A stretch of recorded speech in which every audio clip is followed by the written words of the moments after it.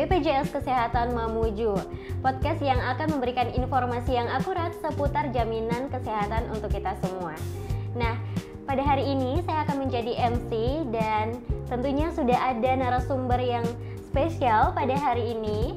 Ada peserta BPJS Kesehatan yang akan berbagi pengalamannya dan juga membantu kita untuk meluruskan sebuah kesalahpahaman yang sering beredar di masyarakat. Nah, di sini di samping saya sudah ada Ibu Heriani. Selamat datang Ibu, apa kabar? Alhamdulillah baik Cika. Alhamdulillah. Nah Ibu, hari ini kita mau bahas tentang mitos yang sering sekali terdengar ya di masyarakat, yaitu katanya ada batasan hari untuk rawat inap yang menggunakan BPJS Kesehatan. Nah, ini kan sering bikin cemas masyarakat ya Bu ya. Bagaimana peserta BPJS Kesehatan ini dalam menanggapi ini? Bagaimana Ibu dalam menanggapi masalah tersebut? Apakah Ibu ada pengalaman pribadi? Nah, pas sekali Cika. Saya juga sering sekali dengar omongan seperti itu di lingkungan saya. Katanya BPJS Kesehatan hanya menanggung rawat inap untuk beberapa hari saja. Kalau lebih, kita harus bayar sendiri biayanya. Ya.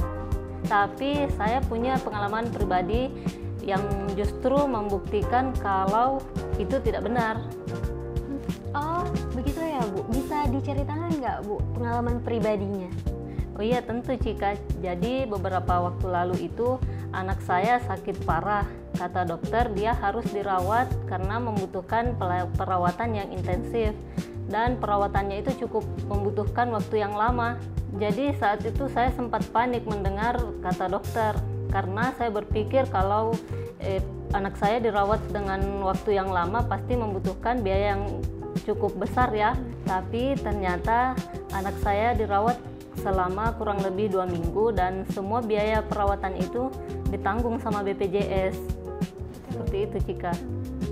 Oh jadi begitu ya Bu. Tidak ada batasan hari sama sekali ya, sampai anak Ibu benar-benar stabil dan diizinkan pulang oleh dokter. Iya betul sekali. Jadi anak saya itu dirawat tanpa batasan.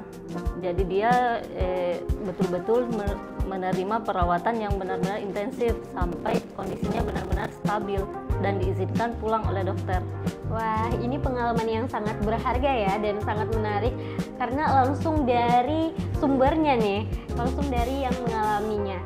Nah Sobat Sehat, jadi bisa saya simpulkan bahwa BPJS Kesehatan menjamin pasien dirawat inap sampai sembuh sesuai dengan diagnosis dokter.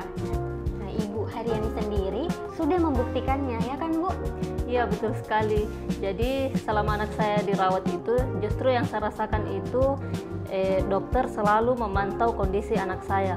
Lagi pula untuk memastikan anak saya bisa pulang itu kan dokter, bukan BPJS Kesehatan atau pasiennya atau saya sendiri yang bisa menentukannya. Benar juga sih Bu, dokter yang menentukan ya. Iya betul sekali. Jadi kalau dokter bilang anak saya harus dirawat ya tetap harus dirawat.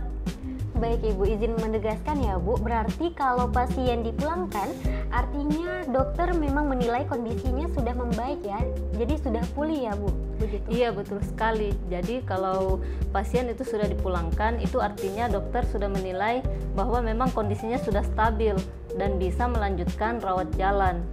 Sama seperti kejadian anak saya kemarin. Jadi dia itu dipulangkan karena memang kondisinya sudah benar-benar stabil, bukan karena dibatasi oleh BPJS Kesehatan, Cika. Menarik sekali ya cerita dari Ibu Heriani ini. Nah untuk Sobat Sehat yang mungkin masih bingung nih Bu, nah apa saja sih yang Ibu Heriani lakukan untuk anak yang dirawat inap agar prosesnya lancar dengan BPJS Kesehatan? Yang paling penting itu Cika, kita harus memastikan bahwa kartu BPJS Kesehatan kita itu aktif. Lalu kita mengikuti prosedur yang ada. Setelah kita diberikan rujukan dari FKTP sesuai dengan indikasi medis, kalau kondisi darurat kita langsung saja ke UGD dan sampaikan ke petugas rumah sakit kalau kita ini peserta BPJS Kesehatan. Itu saja sih Cika. Alurnya seperti itu ya Bu ya? Ya betul sekali. Nah ini juga sering jadi pertanyaan nih Bu, kalau ada rumah sakit yang bilang kalau BPJS itu cuma cover segini hari atau harus nambah biaya, gimana sikap peserta yang harusnya kita lakukan nih Bu? Apakah Ibu pernah mengalami hal seperti itu? Alhamdulillah ya Cika, saya tidak pernah mengalami hal seperti itu. Tapi saya pernah mendengar cerita dari teman saya. Kalau saya sih Cika, saya akan mencari informasi lebih lanjut. Sekarang kan gampang ya, setiap rumah sakit yang bekerja sama dengan BPJS Kesehatan kan ada namanya BPJS 1. Wah, BPJS 1? BPJS 1 istilah apa lagi nih Bu? Saya baru dengar. Nah, mungkin bisa dikulik lagi, diceritakan ke sobat sehat kita yang ada di rumah biar kita sama-sama paham nih Bu, apa sih yang dimaksud dengan BPJS 1 itu? Iya, jadi setahu saya BPJS 1 adalah petugas BPJS Kesehatan yang siap membantu. Oh, jadi maksudnya membantu seperti apa nih Bu? Jadi apabila ada peserta BPJS Kesehatan yang membutuhkan, di setiap rumah sakit itu ada poster beserta kontak BPJS 1 dan petugas PIPP rumah sakit. PIPP rumah sakit yang bisa dihubungi ya Bu? Iya, betul sekali. Apabila sewaktu-waktu membutuhkan informasi. Iya, seperti itu, betul sekali Cika. Jadi kalau ada yang bilang aneh-aneh atau merasa kok ini tidak sesuai, langsung saja hubungi BPJS 1. Jadi mereka yang akan membantu meluruskan itu ya Bu ya? Ya, itu tugas mereka. Mereka yang akan membantu kita untuk meluruskan informasi yang kita butuhkan. Jadi tentu sangat membantu sekali ya Bu. Jadi kita tidak perlu panik sendirian. Iya, seperti itu ya Bu ya? Betul sekali Cika. Nah, luar biasa sekali ya pengalaman dari Ibu Heriani yang penjelasannya tuh sangat terperinci ya, menjelaskan kepada kita. Nah, jadi Sobat Sehat, sekarang sudah jelas ya bahwa mitos tentang batasan hari rawat inap menggunakan BPJS Kesehatan itu tidak benar. Nah, yang menentukan lama rawat inap adalah indikasi medis dari dokter, bukan kebijakan BPJS Kesehatan. Dan ingat bahwa BPJS Kesehatan menjamin pasien dirawat inap sampai sembuh sesuai diagnosis dari dokter. Betul sekali Cika. Jadi saya sendiri merasakan manfaatnya menjadi peserta BPJS Kesehatan.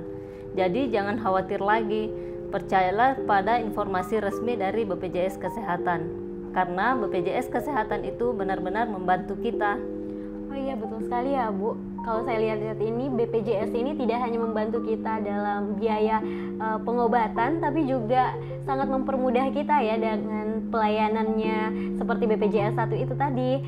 Nah, ada nggak pesan terakhir dari Ibu untuk sobat sehat kita yang ada di rumah? Pesan saya, ayo kita menjadi peserta BPJS Kesehatan yang aktif. Karena kita tidak tahu kapan kita membutuhkan ataupun keluarga kita membutuhkannya. Dan yang terpenting, jangan mudah percaya dengan berita bohong yang beredar.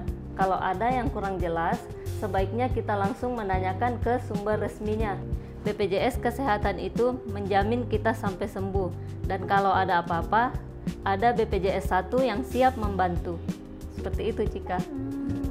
Seperti itu ya Bu ya, iya, sangat menambah wawasan sekali sobat sehat yang ada di rumah ya. Terima kasih banyak ini Ibu karena atas waktu dan kesempatan Ibu hadir di podcast kita pada hari ini, berbagi pengalamannya yang sungguh sangat luar biasa, berharga sekali ya bagi kita semua. Semoga informasi ini bermanfaat bagi kita semua dan juga sobat sehat yang ada di rumah. Demikianlah podcast kita hari ini. Jangan lupa untuk terus saksikan podcast BPJS Kesehatan Mamuju untuk informasi-informasi penting lainnya. Saya Rizka Yanti, pamit undur diri. Saya ucapkan terima kasih. Wabillahi taufiq wal hidayah. Wassalamualaikum warahmatullahi wabarakatuh.